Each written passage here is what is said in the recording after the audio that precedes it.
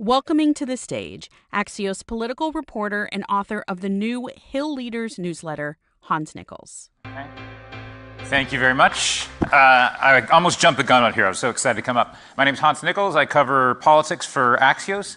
Quick plug before we get started here. We've launched a new newsletter. It's called Hill Leaders, and we're just going to be focused laser-like on Capitol Hill and the leaders. You can't imagine that we wouldn't have anything to write about this evening, so I'm feeling a little bit guilty about being in front of you here, but I have a great guest. Kind of served as a Navy SEAL, currently a member of House Energy and Commerce, House Intel Committee, and I think we all got to know him a little bit more through his grace and humility on that Saturday Night Live performance or appearance. Please help me in welcoming Congressman Dan Crenshaw from Texas. Thank you, Congressman.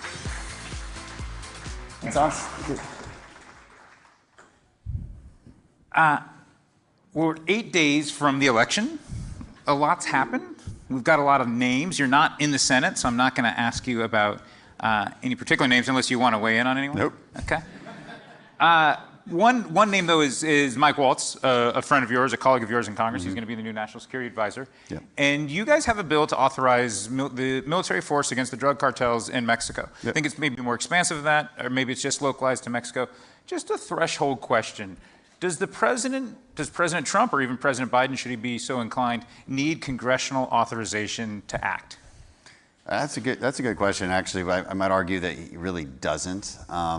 Just based on current law and directives that allow for advise and assist missions. So, because we're not going to war with Mexico. Of course, that was how that bill was portrayed in some circles, and I think opportunistically, just for political reasons. Of course, that's never what we meant. Nobody wants to invade Mexico.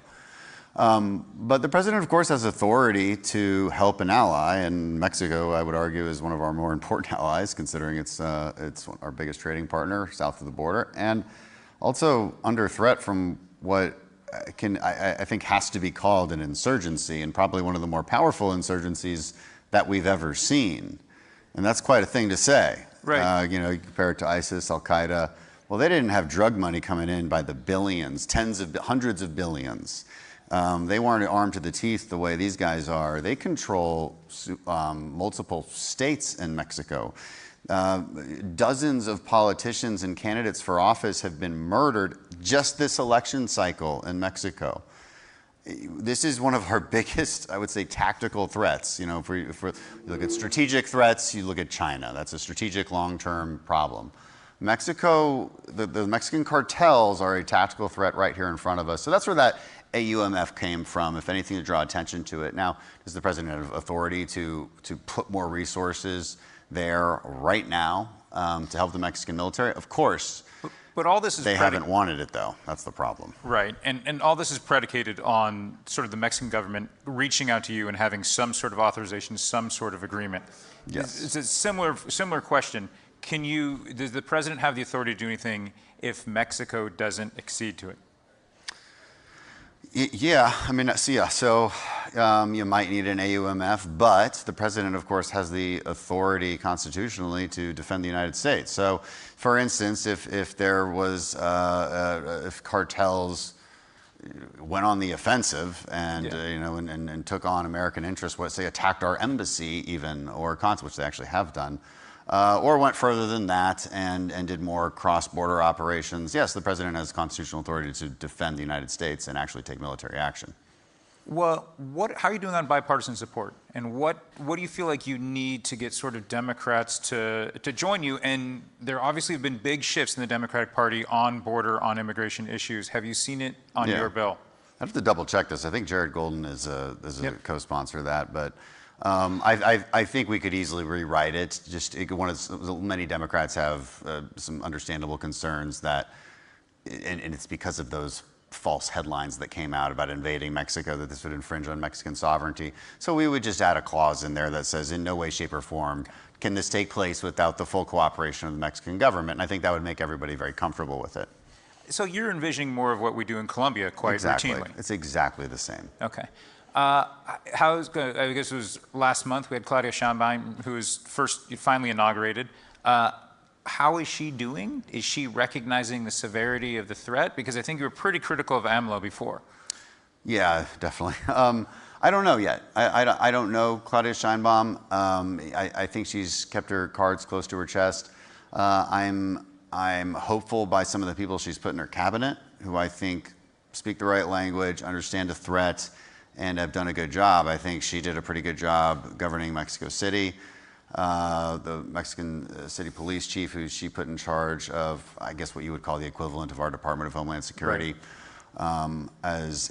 is also somebody who I think takes this very seriously. So I think we have a real opportunity here for two reasons. One, the Trump administration is obviously much more hawkish on this issue, overtly hawkish.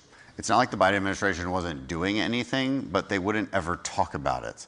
And I think they wouldn't talk about it because politically, Democrats know that there's a nexus between cartels and immigration, and they don't, and that's an uncomfortable place for them politically.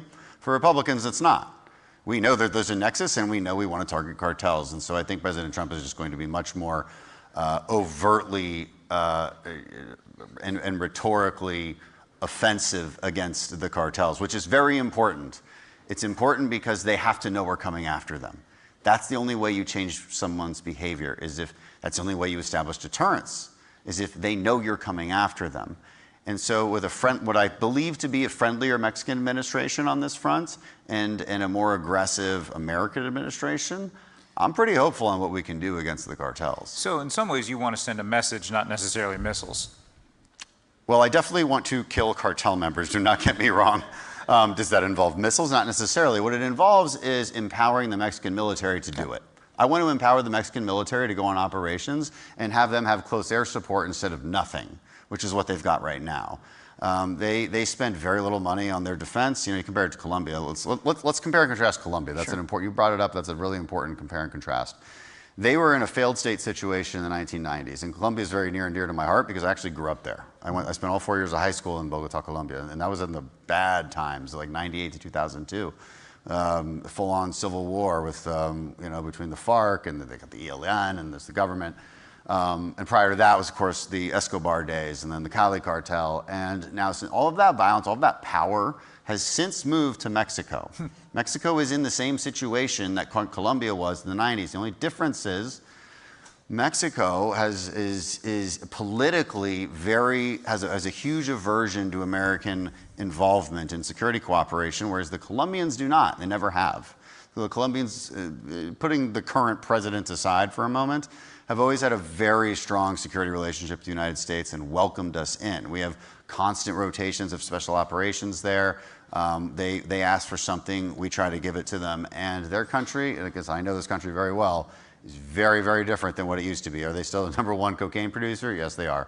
But the violence in the war has been massively reduced. It is a much stronger and more prosperous country. And and I tell people this all the time, if you can pick one country in the world aside from the United States of America, one country in the world that you could make 10 times more prosperous and safer, which one would you choose? It's kind of an interesting thought experiment. Like, what would you choose? The answer should be Mexico, because that's in our interest to make Mexico the best possible place to be. And I don't know why the AMLO administration doesn't understand that. It's like they think we want to invade them. They think the gringos just want to control them. I'm like, no, I want you guys to be successful. We don't want your land. This isn't the 1800s. I know you still got a chip on your shoulder over 1848, but we got to move past that. We really have to move past that. And it's for the sake of Mexicans. I'm glad you made the nexus and the connection between immigration and the cartels.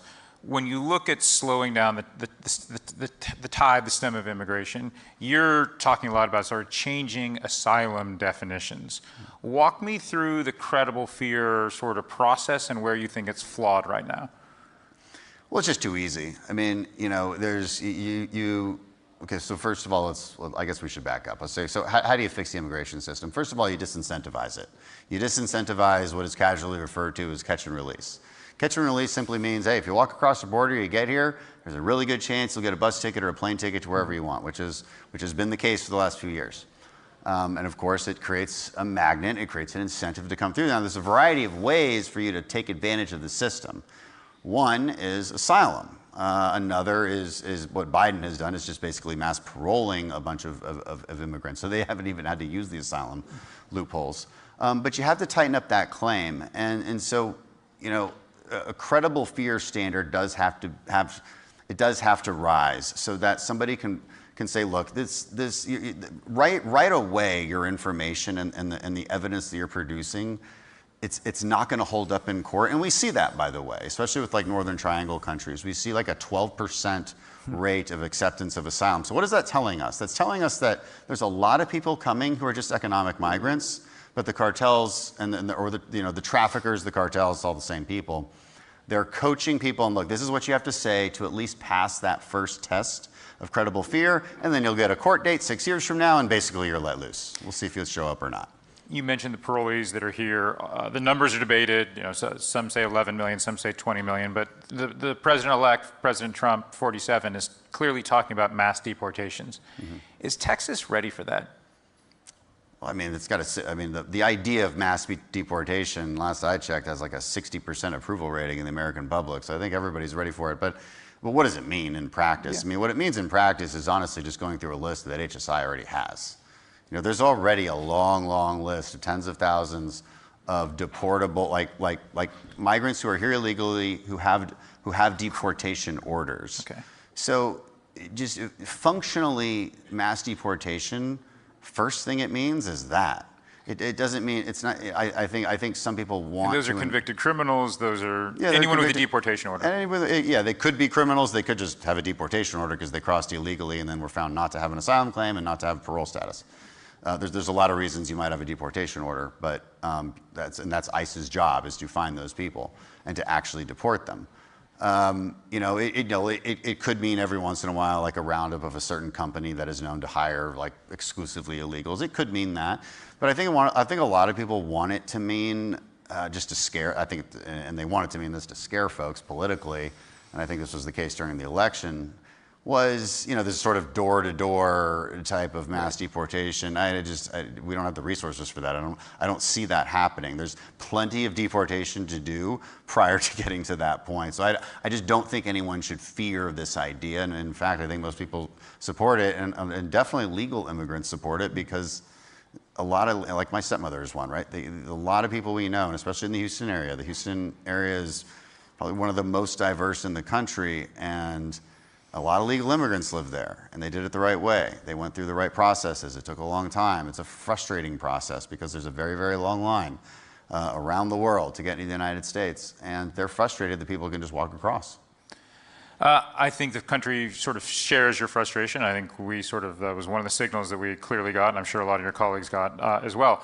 I would love to talk longer. This has been a great conversation, but I am getting a firm countdown here. So, Congressman, I really thank you for your time. And with that, I think we have one more thing for you, but it's a bit of a surprise. So I'll let someone else do it. Thanks, Congressman. Thank you.